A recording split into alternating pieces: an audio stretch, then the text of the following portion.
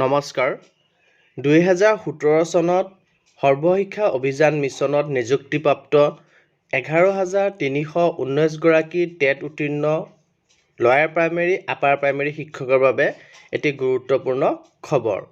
তেওঁলোকৰ যি নিযুক্তি প্ৰক্ৰিয়া সেই নিযুক্তি প্ৰক্ৰিয়াক প্ৰত্যাহ্বান জনাই মাননীয় উচ্চ ন্যায়ালয়ত এটি গোচৰ ৰুজু হৈছে। গোচৰৰ নম্বৰটো হ'ল WPC 1260/2024 Radhikanta Das and others versus state of Assam and others. এই গোচৰত 4 মাৰ্চত যি অৰ্ডাৰ পাছ হৈছে সেই অৰ্ডাৰৰ ওপৰত ভিত্তি কৰি এটি নটিচ প্ৰকাশ পাইছে বাতৰি কাকতত, আৰু সেই নটিচৰ উপৰিও 4 মাৰ্চত কি অৰ্ডাৰ প্ৰকাশ পাইছিলে নটিচটিৰ সৈতে সেই অৰ্ডাৰটিৰ বিষয়ে মই এই ভিডিঅ'টোত আলোচনা কৰিম। যদি আপোনালোকে ইনফৰমেশ্যনখিনি ইম্পৰ্টেণ্ট বুলি ভাবে কাইণ্ডলি লাইক এণ্ড শ্বেয়াৰ কৰিব, আৰু চেনেলটি যদি এতিয়াও ছাবস্ক্ৰাইব কৰা নাই কাইণ্ডলি ছাবস্ক্ৰাইব কৰিব। এইখন সেই লিগেল নটিচখন যিখন প্ৰকাশ পাইছে, মই আইনৰ স্নাতক হিচাপে মোৰ যি সীমিত জ্ঞান আছে এই জ্ঞানেৰে সৈতে আপোনালোকৰ লগত এক্সপ্লেইন কৰিব বিচাৰিম। আপোনালোকে যদি ইয়াতকৈ অধিক জানিব বিচাৰে তেন্তে আপোনালোকে নিশ্চয় কোনোবা গুৱাহাটী হাইকোৰ্টৰ প্ৰতিষ্ঠিত এডভোকেটৰ লগত যোগাযোগ কৰিব পাৰিব। নটিচটোত আছে যে প্ৰথমতে চাওক, কেছ নাম্বাৰটো দিছে WPC 1260/2024 Radhikanta Das and others petitioner হয়, তেওঁলোকে কেছটো ফাইল কৰিছে versus the state of Assam and others respondent. State of Assam Assam চৰকাৰ আৰু অন্যান্য যিসকলৰ পাৰ্টি কৰা আছে, আমি যেতিয়া অৰ্ডাৰটো চাম তেতিয়া গম পাম সেইখিনি কথা। আৰু এইটো এটা লিগেল নটিচ হয়, আইনী জাননী। কাক দিছে? To all 11,319 numbers of TET qualified. TET উত্তীৰ্ণ 11,319 গৰাকীক দিছে সকলোকে। Lower primary, upper primary, social science, upper primary mathematics আৰু ছায়েন্স য'তে নিযুক্ত হৈছে আপুনি, যদি আপুনি সেই 2017 চনৰ 11,319 গৰাকী নিযুক্তিপ্ৰাপ্তৰ ভিতৰত এগৰাকী হয় তেতিয়াহ'লে এই নটিচটি আপোনাৰ বাবে। Candidates engaged as assistant teachers on contextual basis under the scheme of strengthening elementary education of Assam State Pool Wide Communication of Government Assam নম্বৰটো দিছে 2017 চনৰ ছেপ্টেম্বৰ মাহৰ 6 তাৰিখে অমুকটো নম্বৰৰ যোগেদি যিসকলক ষ্টেট পুল হিচাপে নিযুক্তি দিয়া হৈছিলে। ইন ৰেচপেক্ট অফ এডভাৰটাইজমেণ্ট, আৰু এইটো এডভাৰটাইজমেণ্টৰ আণ্ডাৰত যদি আপুনি নিযুক্তি পাইছে তেতিয়াহ'লে আপোনাক এই নটিচটো ইছ্যু কৰা হৈছে। ইয়াত এডভাৰটাইজমেণ্ট আপোনালোকে স্ক্ৰীনত দেখা পাই আছে, সেইটো আৰু মই গাই নাথাকোঁ। আৰু ইয়াত ছেকেণ্ড পেৰাগ্ৰাফটো আপোনালোকে চাব, this is to inform that above mention writ petitions have been filed. যে এই যোনটো ৰিট পিটিশ্যনৰ কথা ক'লোঁ 1260/2024, এই ৰিট পিটিশ্যনটো ফাইল কৰা হৈছে চেলেঞ্জিং প্ৰত্যাহ্বান জনাই এই নটিফিকেশ্যন নাম্বাৰটো দিছে, যোনটো আমাৰ ছেপ্টেম্বৰ মাহৰ 6 তাৰিখে 2017 চনত প্ৰকাশ পাইছিলে। এই নটিফিকেশ্যনটোক চেলেঞ্জ কৰি পেলাই ফাইল কৰা হৈছে। হুৱেৰ বাই, য'ৰ দ্বাৰা you have been engage as assistant teacher on contextual basis under the scheme, আপোনাক এংগেজ কৰা হৈছিলে কণ্টেক্সুৱেল শিক্ষক হিচাপে। তাৰপিছত দিছে চাওক, it is stated that the writ petitions are presently pending before the honourable Guwahati high court and the matter will list after 4 weeks along with other cases for further consideration. যে এই ৰিট পিটিশ্যনটো বৰ্তমান পেণ্ডিং হৈ আছে, আৰু 4 সপ্তাহৰ পাছত 4 সপ্তাহৰ এটা নটিচ পিৰিয়ড দিছে। এই আপোনালোকক যোনটো নটিচ দিয়া হৈছে বা বাকী পাৰ্টিসকললৈ যি নটিচ দিবলগীয়া হ'ব সেই নটিচৰ কাৰণে 4 সপ্তাহ সময় দিছে কোৰ্টে, আৰু তাৰ পাছত মেটাৰটো আকৌ লিষ্ট হ'ব, মানে আকৌ শুনানি গ্ৰহণ হ'ব মাননীয় উচ্চ ন্যায়ালয়ত, গুৱাহাটী উচ্চ ন্যায়ালয়ত। If any of you are willing to contest the aforesaid writ petitions you may do so' on your own or through' your engage advocate. যদিহে ইয়াত যোনটো ৰায়দান হ'ব, ৰায়দানটোৱে এই 11,319 গৰাকী টেট শিক্ষকক প্ৰভাৱিত কৰিব, গতিকে তেওঁলোকে যদি বিচাৰে তেতিয়াহ'লে ইয়াত কণ্টেষ্ট কৰিব পাৰে, অংশগ্ৰহণ কৰিব পাৰে এই কেছটোত, নিজে উপস্থিত হৈ পেলাইও পাৰে, বা তেওঁলোকৰ এডভোকেট নিযুক্তি কৰি পেলাইও ইয়াত অংশগ্ৰহণ কৰিব পাৰে। This legal notice is publish as per the order of the honourable Guwahati high court passed on 4 March 2024 তাৰিখে। এই ওপৰত উল্লেখ কৰা কেছটোত যি আদেশ দিছিলে অনাৰেবল গুৱাহাটী হাইকোৰ্টে, সেইমতে এই লিগেল নটিচটো দিয়া হৈছে, পাব্লিছ কৰা হৈছে, আৰু issued by the council for the writ petitioner as per order of court mister M Das. কাউন্সিলজনৰ নাম হৈছে এম দাস, তেখেতে কোৰ্টৰ আদেশ মতে পিটিশ্যনাৰৰ এডভোকেট হয় তেখেত আৰু তেখেতে কোৰ্টৰ আদেশ মতে এই নটিচটো প্ৰকাশ কৰিছে গতিকে আপোনালোকে নটিচটো বুজি পালে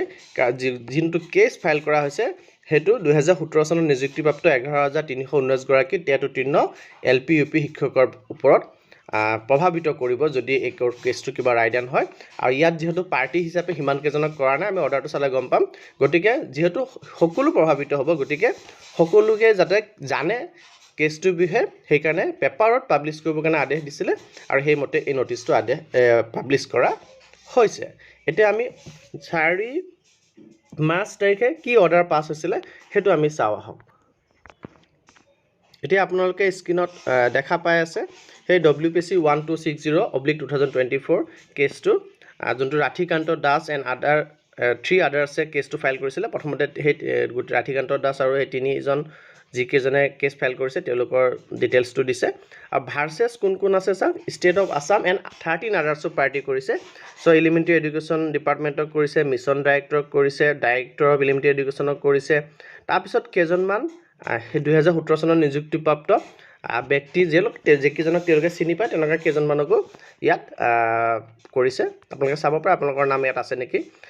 মই স্ক্ৰীনত শ্ব' কৰি গৈ আছোঁ সেইখিনি মই গাই নাযাওঁ আৰু তেনেকৈ আপোনালোকে চাব 8 number 9 number 10 number 11 number 12 number 13 নম্বৰলৈকে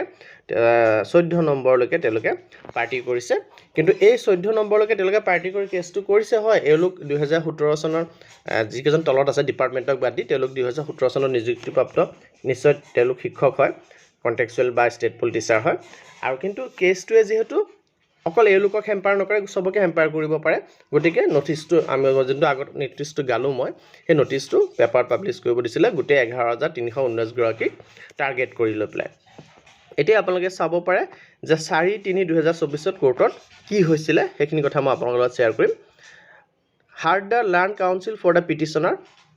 পিটিশ্যনাৰ কাউন্সিলক শুনিছে also' heard mister S Chutia learned council for the respondent number 1 and 3 and S বা learned council SSA for the respondent number 2 মানে পিটিশ্যনাৰৰ উকিলকো কোৰ্টে শুনিছে আৰু 1 2 3 এইকেইটা ৰেছপণ্ডেণ্টৰ এডভোকেটকো শুনিছে আৰু তাৰপিছত উল্লেখ কৰিছে পিছৰ পেৰাগ্ৰাফটোত চাব দ্য এডভাৰটাইজমেণ্ট ডেটেড 2017 চনৰ জুন মাহৰ 30 তাৰিখে যি এডভাৰটাইজমেণ্ট প্ৰকাশ পাইছিলে মিছন ডাইৰেক্টৰৰ থ্ৰুদি 7042 গৰাকী assistant teacher lower primary upper primary contractual বেচিছত সৰ্বশিক্ষাৰ অধীনত নিযুক্তি দিবৰ কাৰণে 30 জুন 2017 তাৰিখে এটা এডভাৰটাইজমেণ্ট প্ৰকাশ পাইছিলে 7042 গৰাকী নিযুক্তি দিবলৈ এই কথাটো মন দিবলগীয়া কথা The contention of the writ petitions is that respondent authorities have filed up 11,319 number of posts over and above 7,042 posts advertised. যে যি এডভাৰটাইজ মতে 7042 গৰাকী নিযুক্তি দিবলৈ 30 জুন 2017 তাৰিখে প্ৰকাশ পাইছিলে হেতু নকৰি পেলাই ৰেছপণ্ডেণ্টসকলে কি কৰি দিলে 11319 গৰাকীক নিযুক্তি দি দিলে অৰ্থাৎ এডভাৰটাইজ দিছিলে 7042 গৰাকীৰ কাৰণে কিন্তু নিযুক্তি দিলে 11319 গৰাকী আৰু ইয়াকে প্ৰত্যাহ্বান জনোৱা হৈছে আৰু ইছ্যু নটিচ ৰিটাৰ্নেবল বাই 4 উইকছ এতিয়া যেহেতু তাত 4টা পাৰ্টিৰ বা 5টা পাৰ্টিৰ এডভোকেট প্ৰেজেণ্ট আছিলে বাকি কেইজন প্ৰেজেণ্ট নাই তেওঁলোকক নটিচ যেহেতু দিব লাগিব গতিকে 4 সপ্তাহৰ কাৰণে সময় দি পেলাই নটিচৰ কথা উল্লেখ কৰিছে আৰু তাৰপিছত আপোনালোকে যদি ইম্পৰ্টেণ্ট কথাটো হ'ল এইটো পেৰাগ্ৰাফ চাব since the petitioners have arrived as respondent number 4 to 12 the petitions are directed to take steps of service notice of the remaining 11,319 assistant teachers by substitute service by publishing the notice in the local daily newspaper one in vernacular one in English এটা অসমীয়া মাধ্যমত আৰু এটা English মাধ্যমত news পেপাৰত যেহেতু 4 বা 12 লৈকে party বনোৱা হৈছে সেইকেইজন টেট উত্তীৰ্ণ শিক্ষকে হয় সেই কাৰণে বাকি যি 11319 গৰাকী শিক্ষক থাকি গ'ল ৰিমেইনিং বাকি থাকি গ'ল তেওঁলোকক যেহেতু ইন্ডিভিজুৱেলি নটিচ পঠোৱাটো সম্ভৱ নহয় ইমান কেইজন শিক্ষকলৈ গতিকে কোৰ্টে আদেশ দিয়ে যে এটা ভাৰ্নাকুলাৰ মাধ্যমত অৰ্থাৎ অসমীয়া মাধ্যমৰ নিউজ পেপাৰ আৰু এটা ইংলিছ মাধ্যমৰ নিউজ পেপাৰত ডেইলি প্ৰকাশিত নিউজ পেপাৰত নটিচ প্ৰকাশ কৰিব লাগে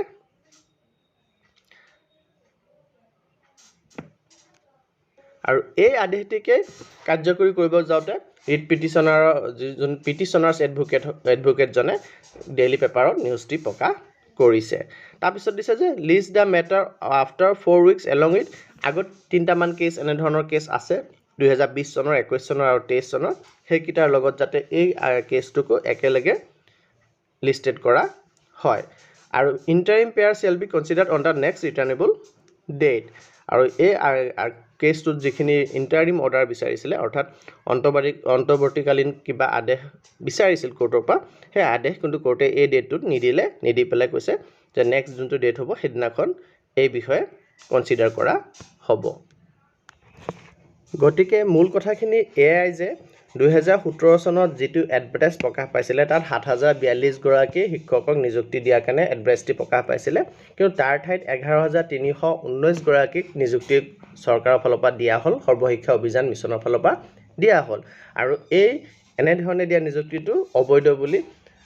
তেওঁলোকে যি পিটিশ্যনাৰ্ছ আছে তেওঁলোকে দাবী কৰি পেলাই তেওঁলোকে হাইকোৰ্টত এই নিযুক্তি প্ৰত্যাহ্বান জনাইছে আৰু এই নিযুক্তিত প্ৰত্যাহ্বান জনাওঁতে তেওঁলোকে কিছু সংখ্যক 8-10 জন শিক্ষকক তেওঁলোকে অপজিট পাৰ্টি হিচাপে তেওঁলোকৰ নাম ঠিকনা উল্লেখ কৰিছে আৰু যেহেতু সেই 8-10 জন প্ৰাৰ্থীয়ে এই যদি ৰায়দান হয় তেওঁলোকৰ বিপক্ষে অৰ্থাৎ যদিহে কিবা কাৰণত মই কোৱা নাই যে হ'ব কিন্তু কিবা কাৰণত যদি এই নিযুক্তি প্ৰক্ৰিয়াটোক অবৈধ বুলি আমাৰ মাননীয় উচ্চতম ন্যায়ালয়ে ঘোষণা কৰি দিয়ে তেতিয়াহ'লে অকল সেই 8-10 জন যে পাৰ্টি বনাইছে তেওঁলোক এফেক্টেড নহয় সম্পূৰ্ণ 11319 গৰাকী শিক্ষক এফেক্টেড হ'ব গতিকে সেই শিক্ষকসকলকো যাতে এই গোচৰত অংশগ্ৰহণ কৰাৰ সুবিধা দিব পাৰি তাৰ কাৰণে এই নটিচটি প্ৰকাশ কৰিছে ডেইলি নিউজ পেপাৰত আৰু তেওঁলোকে যদি ইচ্ছা কৰে নিজে বা তেওঁলোকে এডভোকেট এংগেজ কৰি পেলাই এই কেছটোত পাৰ্টি হ'ব পাৰে তেওঁলোকে ইয়াত নিজৰ যিখিনি ক'বলগীয়া আছে এইখিনি কোৰ্টৰ সন্মুখত দাঙি ধৰিব পাৰা এটা সুবিধা দিয়াৰ কাৰণে এই নটিচটি প্ৰকাশ কৰিছে গতিকে ইনফৰমেশ্যনখিনি ইম্পৰ্টেণ্ট বুলি ভাবিলে কাইণ্ডলি শ্বেয়াৰ কৰিব আৰু চেনেলটি যদি ছাবস্ক্ৰাইব কৰা নাই কাইণ্ডলি ছাবস্ক্ৰাইব কৰিব ধন্যবাদ